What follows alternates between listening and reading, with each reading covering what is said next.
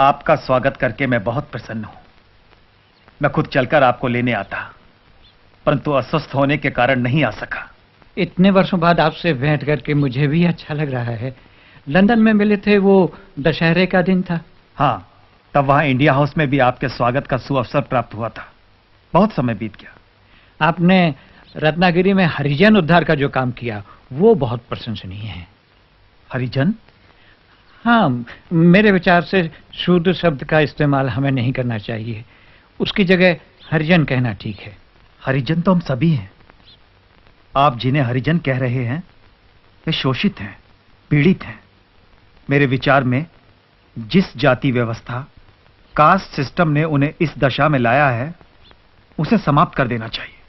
नहीं नहीं, ऐसा करने से तो उलझनें बढ़ेंगी। कास्ट सिस्टम में मेरा पूरा विश्वास है। वो हिंदू धर्म से अलग नहीं है। 4 वर्णों में विभाजित ये व्यवस्था हिंदू धर्म का आधार है। वो नेचुरल है और जरूरी भी।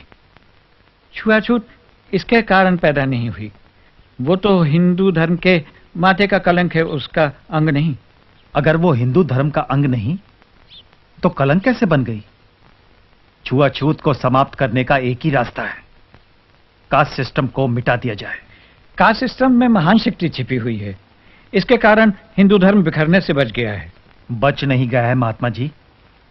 कास्ट सिस्टम के कारण हमारा धर्म, हमारा समाज समाप्त होने के निकट पहुंच गया है।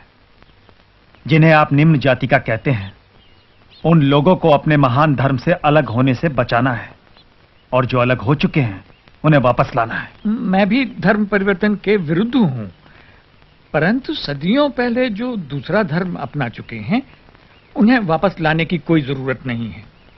उन्हें वापस आना भी नहीं चाहिए।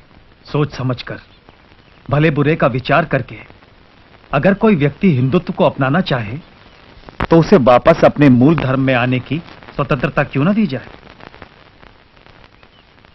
हमारे धर्म के लोग कुछ ऐसी परिस्थितियों में घिर गए हैं कि दूसरे धर्मों के अनुयायी उन्हें अपने बराबर आने का लालच देकर धर्म परिवर्तन पर मजबूर कर देते हैं।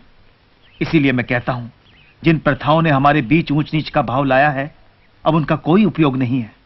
मैंने उनके पुतले जला दिए हैं। इस प्रकार तो हिंसा बढ़ेगी। यह हिंसा नहीं, संघर्ष है। संघर्ष और क्रांति से नई उपयोगी व्यवस्था का जन्म होगा। आप भी तो स्वतंत्रता प्राप्ति के लिए संघर्ष कर रहे हैं, क्या उसकी कोई सार्थकता नहीं? मेरा आग्रह इस बात पर है कि आजादी उचित और नैतिक साधनों से प्राप्त हो। लोग अहिंसा के मार्ग पर चलें। इतने विशाल देश को स्वाधीन कराना है। शत्रु भयंकर साधन संपन्न है। उसका सामना बिना हथियारों के कैसे संभव है? शत्रु के पास इतने ज्यादा हथियार हैं कि हम अपने थोड़े से हथियार लेकर उनके साथ बिल्कुल लड़ाई नहीं लड़ सकते। और फिर केवल इसी कारण मैं अहिंसा के मार्ग पर नहीं चल रहा। मेरा विश्वास है कि अहिंसा पूर्वक बर्ताव करने से हिंसक मनुष्य का हृदय परिवर्तन होगा। यदि एक गाल पर तमाचा खाने के बाद हम दूसरा गाल पेश करेंगे तो हमें दूसरे तमाचे के स्थान पर स्नेह मिलेगा। आपकी बात मनुष्यों के संबंध में सच हो सकती है, परंतु राक्षसों और पशुओं से ऐसी अपेक्षा नहीं की जा सकती।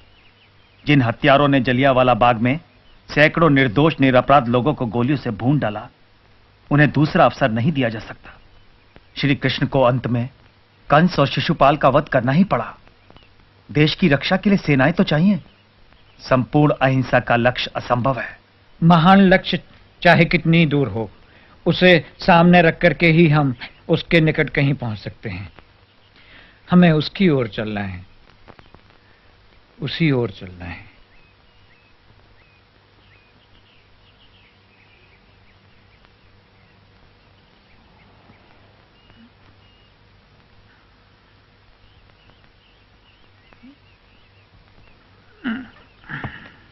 मुझे लगता है हम कई बातों में एक दूसरे से सहमत नहीं हैं, परंतु सावरकर, मुझे इतना अधिकार तो है कि अहिंसा का प्रयोग करूं।